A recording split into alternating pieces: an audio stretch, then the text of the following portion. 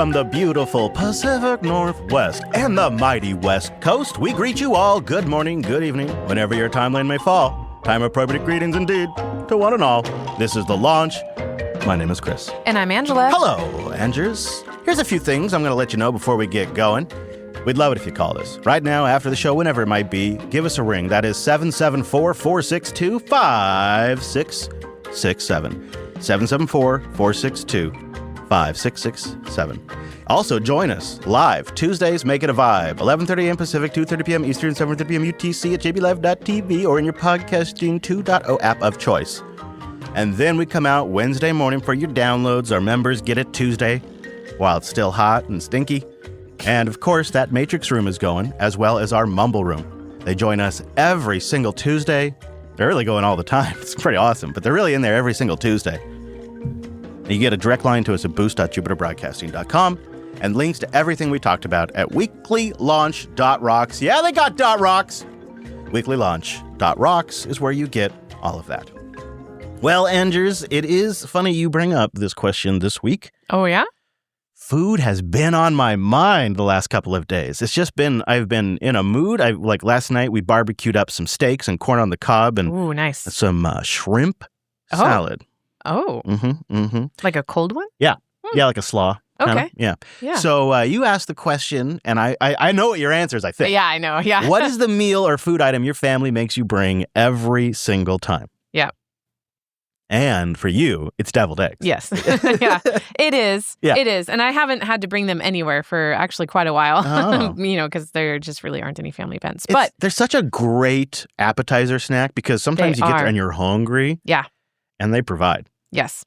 And then secondarily, my broccoli salad. Like that's what I've been bringing to like friends things and so just so everybody knows, it's super easy. It's just raw broccoli, right? So uncooked broccoli, cream cheese, dried cranberries, red onion. Cranberries are great. Bacon. Yeah, good bacon too. And small pixels, as the kids would call it. Pixels of cheddar cheese. Mix it all together. That's it. No seasonings. Bacon technically is a seasoning. Well, the bacon is a crucial part of it. So, and you're doing bacon method on the bacon. Yes. So that's in the oven, 400 cold on a sheet. And then, you just cook, then you crunch them up. And are you doing dailies? Or are you doing a specific bacon? Because it's usually really good bacon. Oh, I use the Safeway brand. Jeez. Yeah, the thick cut hickory smoke. That is actually surprisingly good. That or Costco, more cost effective, right? And I don't know what brand. It might be Costco brand, or Kirkland Signature. I don't know. And then the other dish that I'm nailing, which I think I've mentioned in a show before, but not everybody's listened to every show, so I'm going to go ahead and repeat if I did. Peanut butter balls. Oh yeah, well yeah. Right. For a long my time. mom would make peanut butter balls, and I would always ask her to make it at like Christmas time. And then one year here, I decided I'm going to try to make them. And it's actually pretty simple. The recipe is just 2 cups of peanut butter, 2 cups of powdered sugar, 2 cups of Rice Krispies, 2 tablespoons of butter. Yeah. And then chocolate almond bark for the coating. To go over it, yeah. Yeah. And initially it was, what do you call it when you just use your arm, muscle, whatever? Yeah. I don't know. Strong arms, sure. Mix it. But then my mom got me a mixer. And now it's a production. I've been using that. Yeah. And I've been able to do it a lot more often. But then I just upgraded my paddle. I don't even know what it's called, but it was just metal. A paddle, huh? For the mixer. Yeah. For the mixer. Yeah. But now the paddle has like silicone scrapers on it, and it's making these peanut butter balls so moist. So anyway, at the end of at the beginning of this year, I made a batch and handed them out to friends, and they were like, "These are amazing. You could sell them. Can I buy some?" Yeah, you could sell them. You could. Yeah. No, I do. Oh yeah, that's right. I forgot about that. No, I do. Yeah. I have done holidays, weddings, birthdays. Love it. I brought a couple bags to karaoke the other night and sold them, and got a "we're not worthy" from like 4 people. Like I walked up and they were doing that. I'm like, oh my gosh, you guys stop. And then I have another order for tomorrow. So the great thing about a peanut butter ball is kind of like the deviled egg. Is there's a little protein in there. Yeah. And you could justify one to yourself. I stopped measuring a long time ago. So go by the feel, the texture or whatever? When it's 2 of everything, yes, it is based on texture. But this new paddle has made it difficult. So I've actually kind of made them a little sweeter than they should be. But better to be more sweet than just taste like peanut butter. Yeah. Right? Yeah. Just, I've made one bad batch of peanut butter balls, and I shared that one with you. I was like, it just tastes like peanut butter, doesn't it? And you were like, yep. The thing about, like, I think where I kind of skew to, proficient to good with my cooking is all barbecue grill-based cooking, which is not a shareable, portable thing. Like, you got to be at the grill in order to really appreciate that. Like, your deviled eggs and peanut butter balls, you can take with you to places. Right. I'm not going to, like, cook up a New York steak and then take it somewhere. You know? Then, like, that's just awful. The broccoli salad, I just saw a really cool hack where you get those little plastic cups with lids and put a fork in it, through the lid. And then you just have individual servings of your salad. Yeah. Great for a barbecue. Yeah. I mean, not great for the environment. Or a wedding, if you're doing it. You can throw it as, you buy my peanut butter balls, and for an upgrade price, you also get broccoli salad. Right. I was going to ask, I stopped going to the Fisher family events. Do they have you bring something, and what do you bring? Because I would bring okay. The Fisher family, I mean, I love you guys, but just, I don't know if anybody... Well, I think the best cook in the family is Josette. In the entire family. Yeah, she makes a killer broccoli salad, a different one with like a vinaigrette. That's my dad's wife, and the rest of the family. It's so bad. Like when we do like a lasagna or anything that's kind of like a tomato-based noodle thing that you cook in the oven, I never want them anymore because that's what every family event served. Yeah. They also had like some other weird ham thing they served. None of them knew how to cook. Yeah. So like they didn't even know what to ask to bring. And it always ended up being rolls. I knew it. And the worst example this was a very, very long time ago. We stayed with the kids. Hadia and I stayed with the kids in Eastern Washington in a cabin with our friends, Bruce and Carol. Mm-hmm. And we were driving back from Eastern Washington and going directly to a family event, a Christmas event at my dad's. Mm-hmm. And there had been a major accident on the pass. And so the 2-hour drive, we were in like 4.5 hours. The kids were stuck in the car. We was stop and go traffic. People were like, it was so bad, people were just getting out of their cars and like taking a leak on the side of the road and stuff. And so my dad's like, where are you at? I'm like, well, we're on late. He's like, well, we need the rolls. I'm like, Dad, I'm on Highway 2 stuck. I'm going to be another hour and a half at least. Mm-hmm. Well, I need you to stop and get the rolls. I'm like, so you want me to be even later? Like, I got to stop by the grocery store too and buy these rolls? Right. Yeah, we need the rolls. Somebody's got to get the rolls. That's your job. All right. So I'll get the rolls. So like we stop. You got there after dinner. Yeah. So we stop in like Sultan or something, and we get the roll. We get there way after dinner. Bring in the bag of rolls, set it on the counter. Nobody ever touches them because everybody was done eating. Did you take them home? I don't think so. I think I left them. That's funny. And I'll never forget that. Like, are you serious? So rolls is what I'm known for with that family. Yeah. After the divorce. Yeah. Because before that, it was deviled eggs. Deviled eggs, yeah. That's true, yeah. All right. It's your time. Let us know.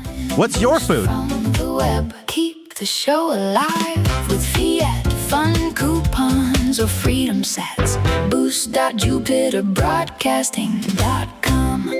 Also, if there's a food you've recently mastered that you're not yet known for, but maybe you should be, boost in, because that also happens. You start, you get good at something. Oh, yeah. Well, you know what I make is cream cheese, finely chopped garlic, red onion, all raw.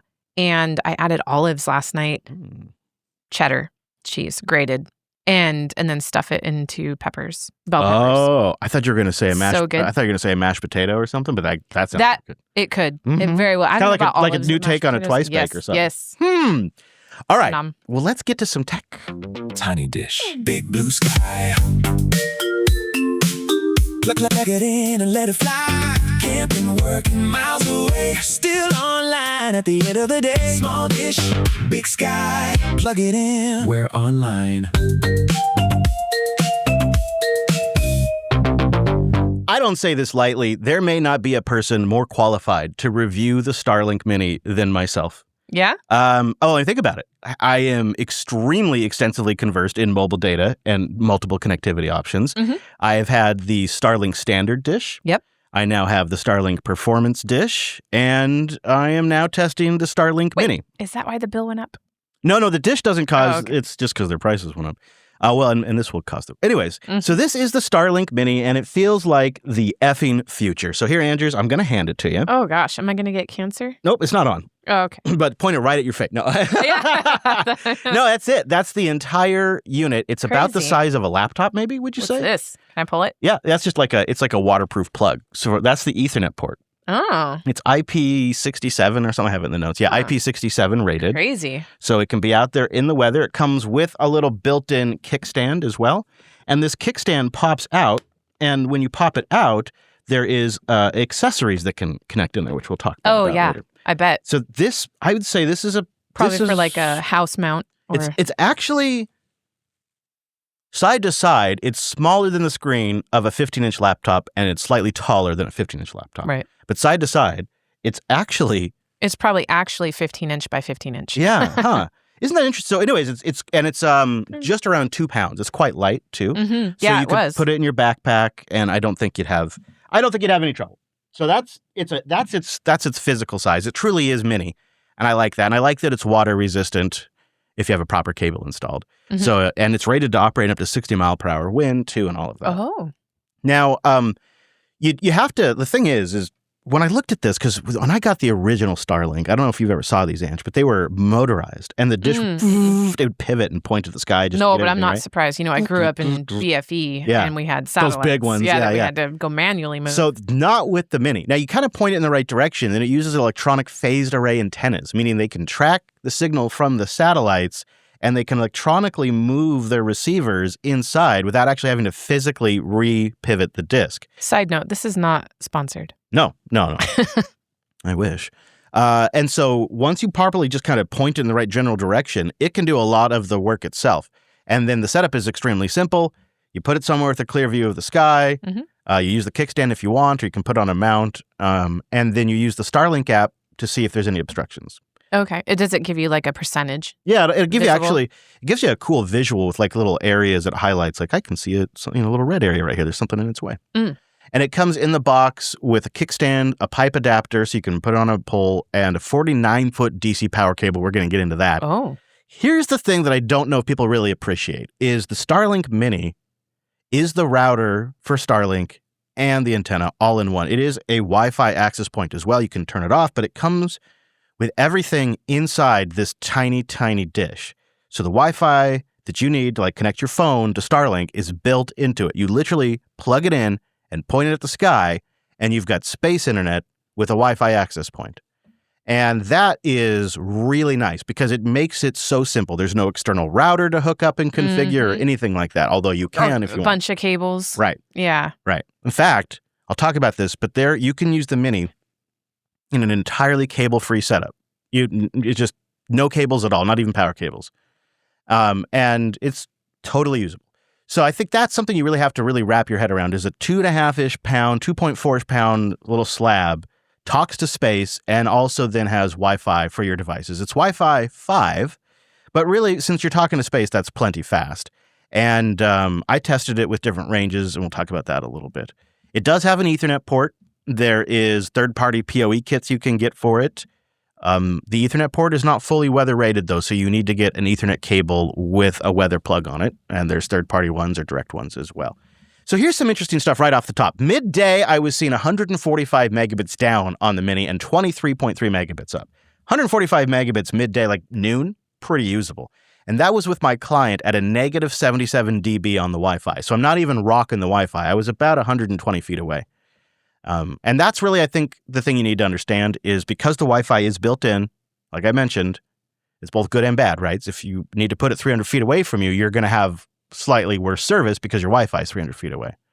And the other thing you have to understand is trees are the natural enemy of this thing because the satellites are moving. So it might work for a period of time, but if you get dropouts, it means the satellites have moved in an area where you're hitting trees. So that's where the app comes in. But I want to talk about something that I saw a lot of wrong information about online. Power. And I think this is something people don't understand because it's been one of the biggest changes to the Starlink Mini recently. And it's kind of gone under the radar because it was a firmware update in January, and it quietly dropped the average power draw of the Starlink Mini by almost 25%. So before the update, on average, it was consuming 25 to 40 watts. And after the update, it now consumes around 18 to 20 watts, somewhere between 30 and 40 watts when it's really, really being pushed, and 45 watts if it's trying to do some handoff or trying to melt snow. The thing that nobody tells you, and that Starlink doesn't tell you, is the AC adapter wastes power because it's doing an inverter to DC. It's doing a conversion. And what you really want to use this thing with is USB-C PD. If you have anything that can do a decent amount of USB-C PD, the power delivery protocol for USB-C, you can power this Mini. There's no inversion happening. It actually uses less power and is more efficient. And what that means is there's a lot of options because a lot of things can do USB-C PD. And it comes with the wall adapter. They also sell a first-party car adapter. Oh. But what really makes this thing sing is an extremely robust third-party market of batteries, some of which they just clip right into the back. Ooh, that's handy. Yeah. Some of which you set it on like the little pole connector. Some of them are ginormous 12-hour batteries that are completely waterproof, so you can stick it out there in the rain. And another one... Does it charge, though? What? The battery? Does it, like... The Starlink itself doesn't have a battery, but these do. Yeah. And then I went this route because I think this is really a cool idea. And it's a kickstand that is also a battery pack. Telescoping kickstand battery. This has That is so cool. 8-hour battery in this kickstand. Huh. It's got a little button on the bottom that releases the legs, and so then it can go down. Uh-huh. And then there at the top, you just plug in the power plug right there. So you can just plug the Starlink in right there. It's got a tiny mini cord. Okay. Starlink just sits right on top of this. Tiny, like 2-inch cord plugs in, all weather rated. Mm-hmm. And this thing can sit outside for 8 hours. Okay, so powering the Starlink Mini. What is your use of this? Is it for when you are traveling? Yeah, so the thing that I really realized at Brent's was if I had this... Ah, yes. See, this is the thing. It's totally wireless. Yeah. You put the Starlink Mini on this. This is the battery pack. You stick it out in a clearing in the field. It's the Wi-Fi AP. But then you have to go retrieve it to charge it. Yeah. The battery. Mm-hmm. Yeah, okay. Yeah. But it charges pretty dang quick. It's designed to charge over USB-C using fast charging. Very cool. So you can charge the sucker pretty darn fast. Yeah. The other cool thing, though, besides these kind of like kickstands, and this is a real cheap DIY solution, under $30, you can find drill battery adapters. So if you've got, a pretty common drill and you've got batteries for your drill. Oh. Yeah. They've got adapters that will, like, look at this guy. That's Crazy. For any Milwaukee battery. You can take any Milwaukee battery and then power the Starlink Mini with that. Nice. So the third-party market around this device is unlike anything. It's not that the pro dishes and the standard dishes, they don't have anything like this. Carrying cases, ways to power it, all this sort of stuff. The other section that is extremely robust, even though they technically say it doesn't support this, but people seem to sell a lot of accessories for it, is in-car suction cup mounts. So you can mount it to your sunroof, your back window. Your kids? No, well, depends on where you're sitting, right? So, like for me, I think the perfect spot would actually be the back window pointing out of the car. Mm. And Interesting. Then you just always have internet. So one of the things when we went up to Brent's is the majority of our highway driving, there was no internet connectivity. So you can't find charging, right. You can't use the nav. But it would be satellite. There would be satellite. Yeah. Interesting. Yeah, even if you only got bits and pieces for the car nav, at least you could, get your map tiles updated and stuff like that. Right. Downloaded tracks, you can keep listening to music. Send a text. Yeah, or to check play a song. Play a song. Yeah. I try to download my Yeah, music so to my I phone. got screwed on that. I downloaded the songs, and then the app does a DRM check to see if I'm allowed to play them, and if the DRM check fails, because it can't talk to their servers because there's no internet, it won't play the damn song. So it downloads the song, but it won't play the song. It won't play it. I have run into that issue, and because I was already not wanting to connect my music or listen to my music over internet or cellular, and then I ran into that issue and couldn't listen to music, and I was like, never again. It's the worst. Turning it off. It's the worst. So we'll get to price and a few other details, but here's the bit that people aren't telling you about these things. I don't know why, because it's not a secret. I think maybe it goes over the head of most users, but I don't think it's going to go over the head of our audience. Yeah. There is a sneaky API that is available on the LAN port of the Starlinks, including the Mini. And it exposes a native gRPC at 192.168.1.1 on port 9000. And I had my clanker dig around, and figure out what's in there. And here's kind of an overview of what you get. Through the JSON RPC, you can get firmware and mini hardware identity, so you can get your device information. You can get your last 12 hours of latency and packet loss information. You can get the router to dish POP latency information. You can reboot the device and check out band steering events. You can get Wi-Fi signal information. You can also check the WAN interface, see if DHCP is working, and any client information it has available, and if the dish is enabled or disabled, which we'll get into that in a moment as well. Additionally, because this is just a JSON report, it really is quite trivial to pull it into Home Assistant. And so while the Mini doesn't work with the community integration out there, there is a community integration for standard Starlinks where you can pull them in. Now, because it's actually just a very, very slight difference on the Mini, it's actually quite possible to get your clanker to pull them into Home Assistant that way as well. But so now, looking in Home Assistant, I can do things like schedule sleep, so it turns off at certain hours, but more importantly, I can watch overall bandwidth, ping time, things like that. And I can get an idea of the overall health of this thing. And it's all just using a local gRPC that's available on the LAN port. And even if you use a third-party router and you don't use their Wi-Fi access point and it's not your router, you can still get access to it. It's really cool. And so you can now watch this for its power draw. You could have it, you could do location change information. You could see if it's in roaming, all of that. There's JSON it can pull from it with a minimal HTML page that it can also render. It's pretty impressive. So let's talk about price. Let's get into that. And then let's get into how it's actually feasible for people that don't even need a dedicated internet connection. So it does depend on where you live. If you live where Brent lives, they're basically giving them away for free. Oh. Yeah, it sucks. Surprising. Yeah, it was wonderful to see. If you live where I'm at, they're $199 for the dish. And then the plans break down like this.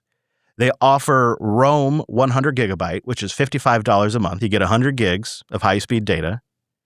They doubled that recently. It used to be a 50 gig plan. It's now a 100 gig plan, which is perfect for probably what I'm going to use, occasional camping, working, remote. Like for me, all the kids are over. I will probably take this, get in the car, and go work somewhere else for a bit because I just can't focus with an RV full of kids. But 100 gigs probably cover that. The next step up is $80 a month. It's 300 gigs. That's probably more sense if you're working regularly on this thing or if I was actually uploading shows, for example. And then they have Roam Unlimited, which is $175 a month. I mean, you get the idea. It's unlimited. Yeah. And Roam Unlimited also supports official in-motion use. So, yeah. So you can actually use it technically allowed. Up to 100 miles per hour. Now, here's the thing. These Roam services can be paused at any time. And this was the thing that kind of sold me on it. This is really useful if you're only occasionally using it. You can go in, open up the app at any time in the billing cycle and pause it. And then if you need to use it a couple of days later or whatever it might be, a month later, you go back in the app and you unpause it. And within a few minutes, it's up and running again. That to me is a massive unlock, especially for me as already a Starlink customer. I don't always need to. Yeah.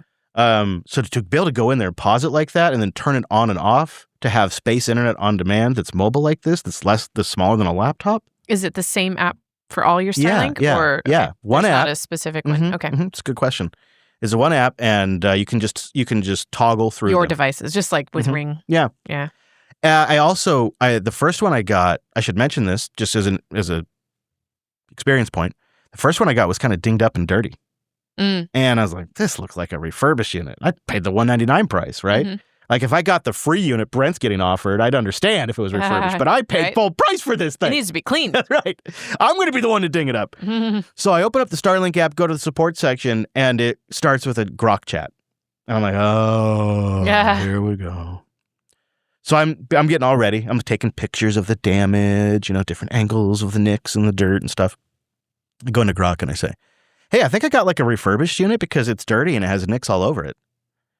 And it comes back, oh, I'm really sorry to hear that. Can you confirm this is your address? Yeah, that's my address. Okay, we're shipping you a replacement unit. Sorry about the trouble. And it arrived in 2 days. Wow. Yeah.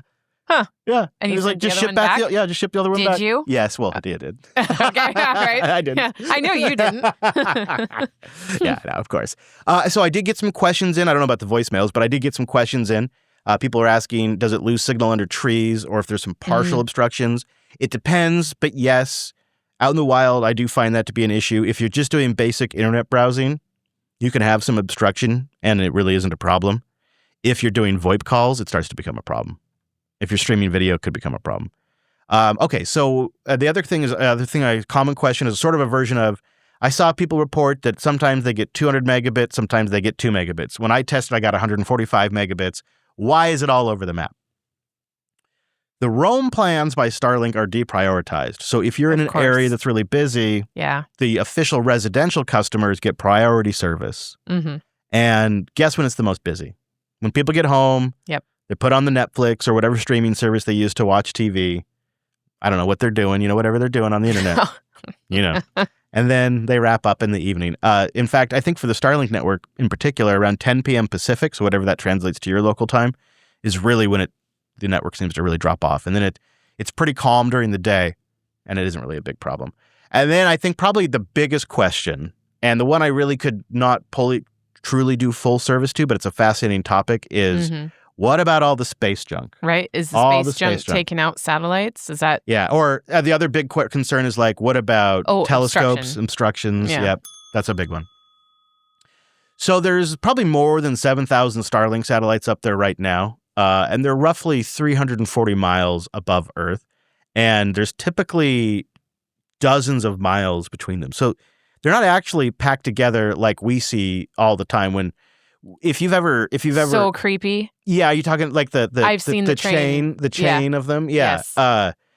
Yes. That's when they first launched. When you see that chain of them is when they're still closely packed together. Interesting. And every now and then, like if you're somewhere where there's very, very, very little light pollution, and there's been a Starlink launch recently, we're showing an example in the video version right now. You'll see a string of dotted lights, or almost like pixels across the sky. And that is a new fleet of Starlinks. And that's when they're starting, they orbit closely together and then they spread out. Cool. It does look cool. It and is. I could see the concern, like if you thought that's how it was always going to be, like if they were always that close together and the sky was going to be full of that, right? I'd be pretty concerned about that as well. So, I mean, I totally get that aspect of it. The other thing that I hear a lot of concerns about, right, is the satellites are going to block space discovery and stuff like that. Oh. So there's sort of like a multi-angle solution to this. Part of it is some of the newer satellites, like the next generation Starlinks, are going to try to darken areas that would normally reflect. Some of the worst is like around sunset. And oh yeah. The other thing that you have to kind of appreciate is how the big, huge telescopes, like, I mean, some of these are just ginormous, like 35 million megapixels, right? I mean, just taking ginormous sections of the sky. And so there's always going to be a satellite in that picture just because it's just this just huge picture. But when they take a picture, they take a shot and then they beat, I don't know how long, and then they take another shot. And they do that not only so that way they can see satellites and they can kind of remove them from the equation, but they already have to do this because gamma rays are a problem. There is radiation from space that is coming in and screwing these photos up all the time. And so they're already kind of solving for problems sort of like this. And then the other last concern around this is, well, when you have this much stuff in space, it might start crashing into each other. Mm-hmm. They might start colliding, right? Yes. Yeah. So this is an active problem today that the Starlink satellites are already designed to solve. They have autonomous collision avoidance that they actively dodge other crap in space. They do that today. So, and then lastly, they're designed to deorbit during a failure or during retirement. And, 5-6 years, these things get drugged back into the atmosphere and they burn up. So while there's 7,000 now, there could be as many as, 10,000 one day. There's going to be kind of a churning happening where they kind of get burned up into space and they go away over time. So we'll see. I think one mental model that I use when thinking about this problem is think about if you've ever driven through Wyoming or Montana or Eastern Colorado or Nebraska or North Dakota or South Dakota or Eastern Washington or Eastern Oregon or any of these places in the West. Yeah. Or Texas, there are just miles and miles. Miles of no nothing. Civilization. Nothing, right? So now picture that only 300 miles up, right? Like it's a lot of room. Yeah. And we see the visualizations and I think they freak us out, but at scale, it's a lot of room. So there is of course the issue I think with telescopes and whatnot, but that is hopefully being worked on. It's a very, very, very interesting technology. You have space internet anywhere you want to go that you can turn on and turn off with the app. Mm-hmm. And it's integrated in such a way where third-party batteries and mounts and systems are out there, and it has 2 different Linux systems running simultaneously in this one little slab. It's very, very neat. So I think it's very impressive. I think it was the missing piece when we went to BC. It would have made life so much better when I was camping there. Yeah. And I could totally see it for like working out on the road, turning it on and off when we're not using it. Don't feel guilty if we don't use it for a while. That kind of stuff is all really great. So I think it's going to be really a fascinating race when Amazon gets their Leo stuff. That's what they're going to do, a Starlink competitor called Leo, which is cute, right? Because these are all Leo satellites. Low Earth orbit is what Leo stands for. And that's what makes these different than the HughesNet and others that have come before, is these are all much, much lower. Oh, I see. Also, HughesNet seems to be filing for bankruptcy. Okay. They are not able to keep up. My and mom compete. used that for a decent amount of time. Back in the day. Mm-hmm. Back in the day. So if you have any questions, feel free to go to boost.jupiterbroadcasting.com and let me know. I'd be happy to cover them in a future episode. I think there's probably a lot I couldn't get to, but hopefully talked about some of it for you. But Andrews, you know what that means. Yep. Now's the time. It's the song of the week. Remember, you can boost the track. They sure like that. Yeah, they do. And this week, it's Mookie, who we've played once before, maybe twice before, and it's a track we've never gotten to. It's called Nevermind.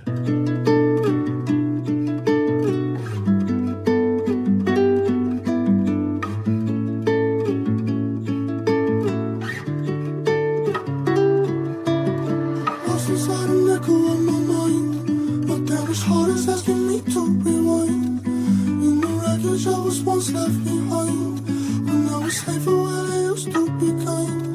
But I know that you didn't always hate me. When so much of us talking shit and replace me. I know that you think I'm fucking crazy.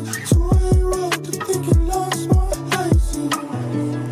Maybe if I didn't lie to you, maybe if you didn't lie to me, maybe in time we see if we were really meant to be. Never mind, I'll be fine without you. I was blind all the time. You won't save face this time. I'm a climber that is confidential built for me. All the years inside a failed love symphony. And I'm sick of all your crocodile sympathy. So go on singing to your raptors with your rhapsody. You're not on my mind. I don't want you back this time. Girl, loving you's a crime. You won't suffocate my heart. You tried to kill me from the start. No more, no more. Back the fuck up when you see me around. You play the victim and I'll be the clown. You can text me, no, I won't be around. Find a new guy that you wanna hold down. I'm finally seeing that I had a team. They held me down and shit, you were just me. Now I'm just working on me and routine. Helping the people that wanna get clean. Maybe I didn't try to die for you. Maybe I didn't try to die for me. Maybe we didn't take love so seriously. Never mind, I'll be fine without you. I was blind all the time. You won't save face this time. I'm a climber that is confidential built for me. All the years inside a failed love symphony. And I'm sick of all your crocodile sympathy. So go on singing to your raptors with your rhapsody.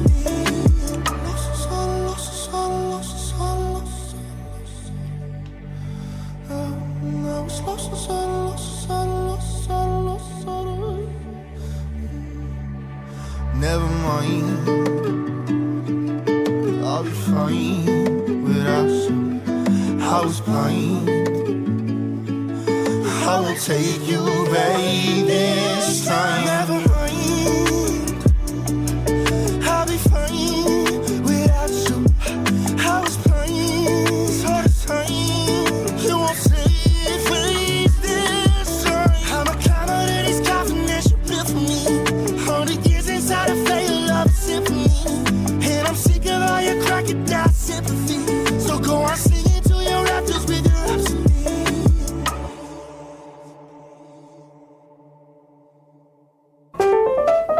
Well, I'm just going to make a quick call to my launch. I haven't checked in since yesterday.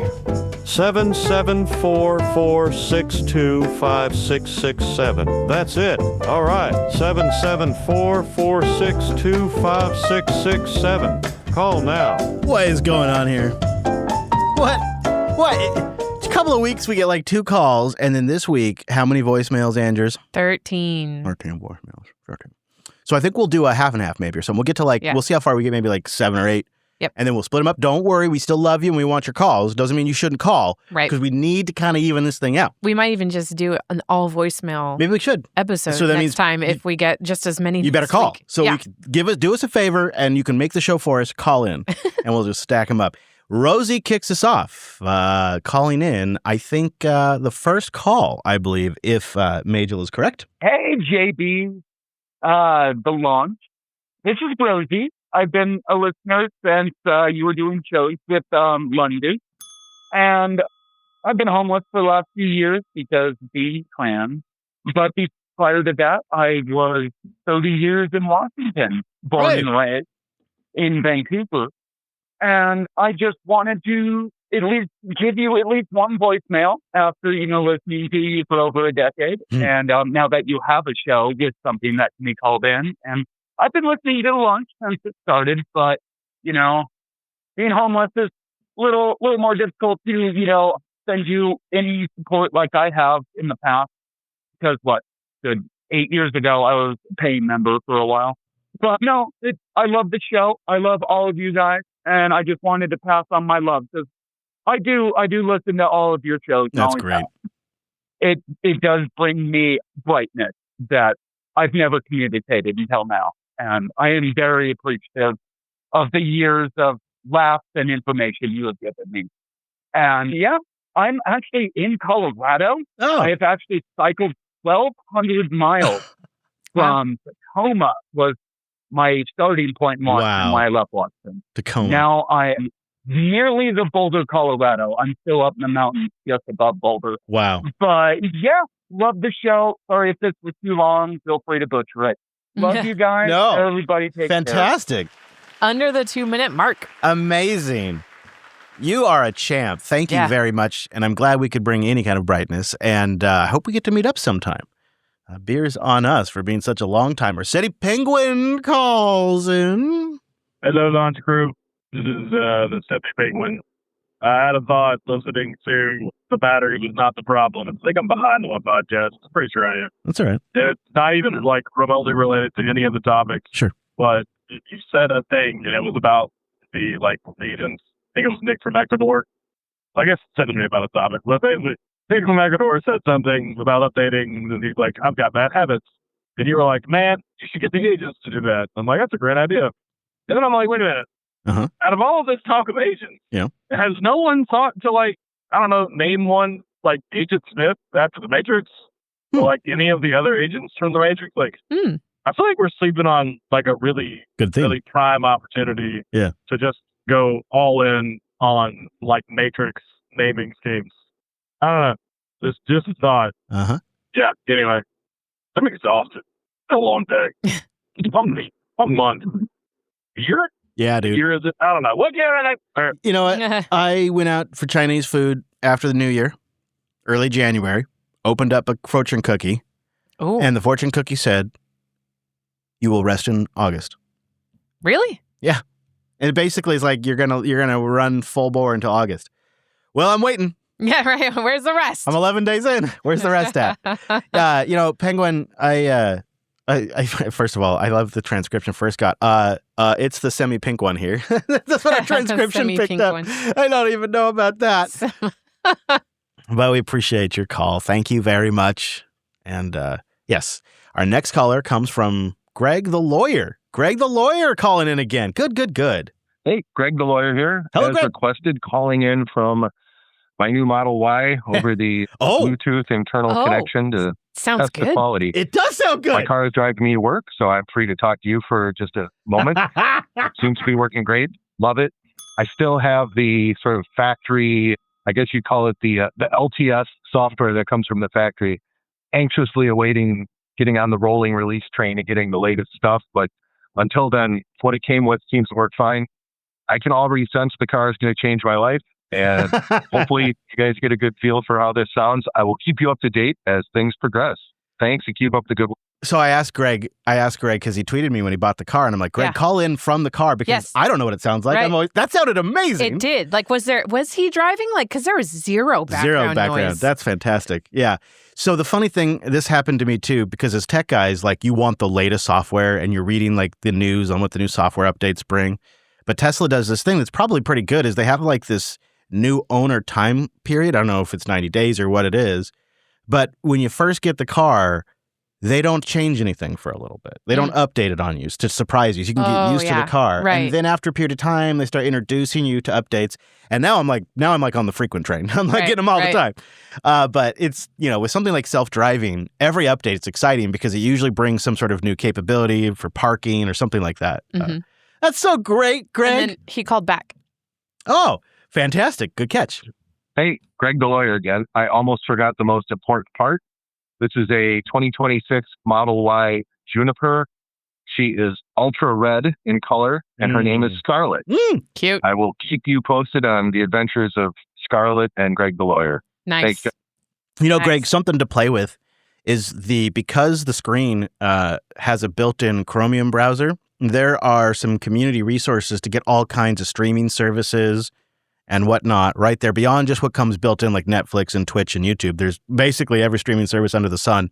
And it's just web pages people have set up that you can load up in the browser. So when you're charging and you want something to watch, there you go. All right. That's great. Super excited for you, Greg. Kevin calls in. You ready there, Andrews? Yep. Hey there, Launch. Hey. Chris and Angela. Hello. Kevin and Raleigh. Checking in. Haven't in a little while. Thank you. But a couple of things on the recent episode. One is I'm on the somewhere between early adopter and mainstream. Mm-hmm. I've been burned by buying cheapo stuff or Wi-Fi gear when, in fact, Zigbee or Z-Wave might serve me better, etc. So, I want it, but I'm also kind of cheap, so I'm not going to burn money on it. There's that too. So there's that. Yep. The other is on your house listing where there's the woman in there and, the listing says you got to deal with her. Yeah. When you said the banks don't care. Yes, capitalism doesn't care if you live or die. No. It's unfortunate, but it's the reality. Have a good one. Yeah, Bye. The cold reality, the reason why the banks even get in the mortgage business, right, is because if you screw up, they get a great asset. That's good. They love it. They love it. All right, Magnolia calls in with our next voicemail. Hi, can I get a McDonald's pizza and McDonald's? Get out of here. Get a touch. There's a mini medium over here. Boss. Hey, your podcast sucks. You haven't even listened. You said you were going to order food. What are you ordering? Can I get a McDonald's pizza? A McDonald's pizza. I want a McDonald's pizza. We don't do that. Extra mustard. Extra mustard. Okay. We're stopping. This is over. Mustard. First of all, McDonald's. Mustard is amazing. Has McDonald's ever done a pizza? Maybe they should. Yeah. I don't know. That's good. I don't know. My We'll latest favorite thing is getting a breakfast hash brown and dipping it in the hot mustard. Oh. So good. And salt. Nothing wrong with that. Too. Nothing wrong with that. That was really cute. That was. All right. The next one, Majel has labeled as string mechanic. And if this isn't the person's name, you should take that. That's a killer nickname. It is. I couldn't have come up with that. String mechanic calls in. Hey, Chris and Andrews. I heard you guys needed calls, so I figured I'd call in. String mechanic here. Hey! Calling you from my car, as is tradition. And I wanted to ask you guys, hopefully, a thoughtful question here. All right. When have you taken a tech project or a really kind of project just a little bit too far? Like you've already solved the problem you set out to solve, and you're just going now because it's cool, right? You just get lost in the sauce. I've been playing with local AI recently. Oh, well, yeah. And I've been building out an LLM wiki, and the AI kind of manages just about everything. And I just got to the point where I can just shovel knowledge into it. And I started with just adding my personal files, my personal markdown stuff, then moved on to downloading documentation for Unraid or Tailscale or whatever and adding that in. Knowledge base. And now I'm reprocessing my first ebook collection to Markdown to be able to shovel those in as well. I was looking at physical book scanners to add my physical books as well. And my wife saw my screen and she went, maybe you're taking this a little too far. So wanted to get your thoughts. Let me know. Oh, you're asking the wrong guy. I was literally joking in the pre-show before I started recording that I wouldn't mind scanning my books and ingesting them into my AI. That's funny. You're asking the wrong guy. Right. I'm pretty good at like identifying the 80% solution when I can, or the 90% solution. However, just recently, for how long have I had voice tubes, like the Amazon voice tubes, the Google voice tubes, the HomePod voice tube? Way longer than me. Long time. Since they have been products, I've always been kind of curious about it. And then recently, I just made my agent a voice tube. I had an Anchor conference speaker, a little USB-C speaker that's got a microphone or two built into it, plugged it into my Clanker computer, and set up the voice stuff. And now I've got like full-on everything that I ever had from any of the commercial tubes, but I can have it do what I want. So when I say, hey, Lore, what's the weather? He's checking my local weather station. Instead of going out to like some random API, he's checking my local weather. Right. Or I can say, hey, Lore, play Magnum. And he knows I mean Magnum PI on Jellyfin and play the most recent unwatched episode. And he'll turn the TV on, he'll set up the Apple TV, and he'll play it. It's all local. It's so great. And so I've just been nerding out on that and going way too far. So that's probably my most recent. Do you have a thing where you've just nerded out way too far? Sort of. It's like it's tangentially related. So I'm an overachiever. Yeah. Right. So anything that I set out to do, it is going to naturally be above average and way more than it needed to be. And at least you're honest. That's good. Yeah. And then I find that with my sewing projects too. Sure, yeah. I always choose the hardest things, the hardest fabrics to work with and the worst patterns. Like, it's so annoying. Like, I just want to sew on cotton, but I never do. You could just go easy. I just 80%. Yeah. Yeah. It's tough. All right. I think this will be our last one because the next are either have a theme or some of the same people calling back. So I think this will be our last one for this week. We do have, if you don't hear your voicemail, we still have more, and we need more now to round it all out. It's a complicated thing. But this next one, this is, I wonder if this isn't. Where is Aaron right now? I think this might be Aaron calling in. Aaron. Take it away. Hey, Chris and Angela. This is Aaron. Hello. A little update about a local county here in Texas, Guadalupe County. The commissioner just canceled the flock contract that they had because vandalism was costing more to replace the cameras than it was to just cancel the contract outright. So I guess little victories. Thanks for the show, guys. Y'all are doing great. Keep it up. You know what, Aaron? You just cracked it. Mm-hmm. The capitalist solution to the flock problem is make it more expensive to maintain them than to buy them and run them. Mm-hmm. That's pretty good. Thank you for that update. I saw a reel the other day that's on the Aaron thing. They gave him a list of football players' names, and the first one he named was Ladidi, Lad. Yeah. And now the whole football team. Oh, you've seen it? Oh, yeah. Yeah, the whole football team calls him Ladidi. The original Key and Peele skit. It's so funny. So okay. Please do calls. Give us a ring. We're going to stack those for this week. We still have a few more, but that's it for now. So do now. Come on now. Give us a call. You know what to do. I don't have to tell you about it. We'll put the number in the show notes if you forget. But with that, we're going to cover some boosts. It's your time to shine. Boost from the web. Keep the show alive with Fiat Fun coupons or freedom sats. Boost.jupiterbroadcasting.com. Oh, it was going to be bad, Andrews. Oh, yeah? We were coming into an emergency show situation this morning. As I entered into the studio, I thought this may be one of the very last episodes because the support was at 10,000 sats. Oh. 10,000 sats. Yeah. And that was after we cranked out an extra episode when we got back from the trip and all that. Well, it wasn't an extra. Well, it was an episode. It was an off. It felt like an extra one, let me tell you what. It felt extra, that's for sure. Okay. So we do have some boosts, though. And check this out. Now, it is time for Le Boost. Saving the show, making it so. Make it so. Daja comes in with 77,203 sats. Saving the day. Says, I got some extra overtime from the side gig. Figure I'd send it to my friends at the launch. Nice. Thank you, sir. And thank you for being the pillar of this week's tent. We really appreciate it, Daja. Thank you for being our baller booster. I hoard that which your kind covet. Magnolia Mayhem comes in with 4,422 sats spread across 2 McDuck boosts. And we have the Rooster Protection Weapons Fund. Thank you. And God Save Podcasting 2.0. I agree. Amen to that. Good job. The roosters, yeah. They're dumb. You know, the chickens are so dumb. They keep wandering over to an area where the coyotes are sleeping at night. And they could be there during the day. Yeah. Oh, I want to go over here. I want to go over here.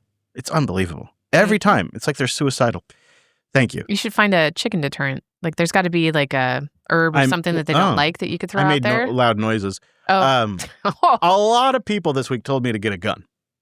A lot of people said get a gun. Okay. In real life, in the chat room, people said get a gun. Yep. I don't have a gun yet, but the thing is they're either like right up next to you, like where maybe like a shotgun or something would be useful, because I don't know, I'm not a good shot. They're like, you stumble upon them, you're like, oh crap, that's a coyote, right? Mm-hmm. Or it's, hey, way over there, like 400 feet away, I think that's a coyote. Like those are the two scenarios in which I see the coyotes. And I am definitely not a shot at 300, 400 feet away. That ain't me. So I don't know what to do about that. But thank you for the boost. I do appreciate it very much.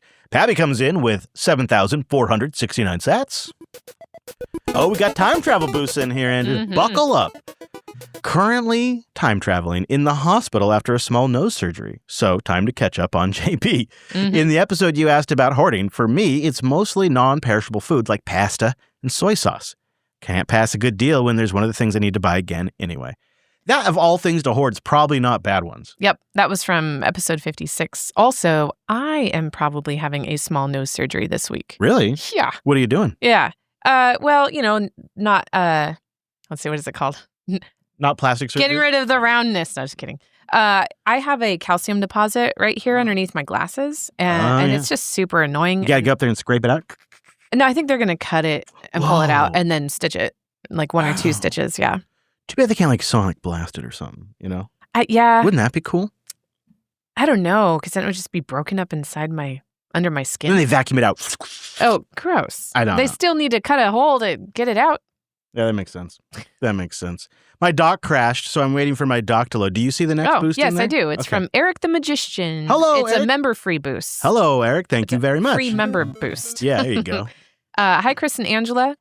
I have thoughts about the diffusion of innovation, and I used the contact form on the weekly lunch.rocks for sending a longer form message. Did we see that come in? I didn't. I saw it, though, when I was in today adjusting things. I saw that we have a dedicated form, but I don't think it's going to me. Okay, Yeah. I'll look into that. I thought Yeah, it should be. No, I seem to recall it was. Yeah. I don't think it came in. I don't think no, I haven't seen anything. Okay. So we need to be looking for an email from Eric. All right. Yeah, I will. All right. We will look for that. Thank you, Eric. I actually just set up on JupiterBroadcasting.com. The launch is now one of the drop downs in the list. You can tell the real ones know we're not great with email. Yeah, no, Especially me. No, it's me. No, You're not bad. It's me. I get all the email. Yeah. Yeah, I am. Well, that problem is I get all the emails. That's the problem. Let me tell you, I have since 8:50 a.m. received 10 emails that I have yet to read, and those are just the ones I have yet to read. I've read several of them, and it's been just 10 emails, and I had a bachelor yesterday. At that rate, I can't keep up, and 10 emails even that much, and I can't keep up. All right. Do you want to do the big investments, or do you want to save these for the next show? Well, we could if we need to wrap up. I could. Let me thank everybody who boosted in, and all the members as well. We had one person stream sats. You stacked 1,848 sats for us. Thank you very much. You bring it all together, that brings us to 89,094 satoshis. Thank you very much for supporting the launch. Boost.jupiterbroadcasting.com. Keep us going. Do you want me to save these for? Possibly, yeah. Yeah, because you got a thing. I have a. I do You got have a a thing. You got a thing. Didn't you have Another helpful PSA. The more you know. From your pals Chris and Angela. You told me during the song there was something you wanted to mention at the end. You mentioned post show, but we can mention it now. Yeah. Tomorrow, August 12th, is National Middle Child's Day. Yeah, when this episode comes out. And I am a middle child. I bet many people out there are. Yes. So FYI. So I don't know what I don't really have any plans, but Make yourself a treat. Something non-carby. well, I actually, you know what? I think the peanut butter balls are non-carby, and I have to make them anyway. There you go. So All right, we got to run, but that's it for this week. And we already have stuff for the next episode. How about that? And of course, we want your call. So give us a ring. It's in the show notes. Links to what we talked about are over at weeklylaunch.rocks. Live's the way to jive Tuesday, jblive.tv, or catch us in your podcast app Wednesday morning, after Mr. Drew is all done with that edit. Or if you're a bootleg member, you're going to get the show in about 20 minutes. All right, from the beautiful Pacific Northwest and the mighty West Coast, thank you so much for joining us on this here episode of the Launch 79, and we will see you right back here for the big episode 80 next week.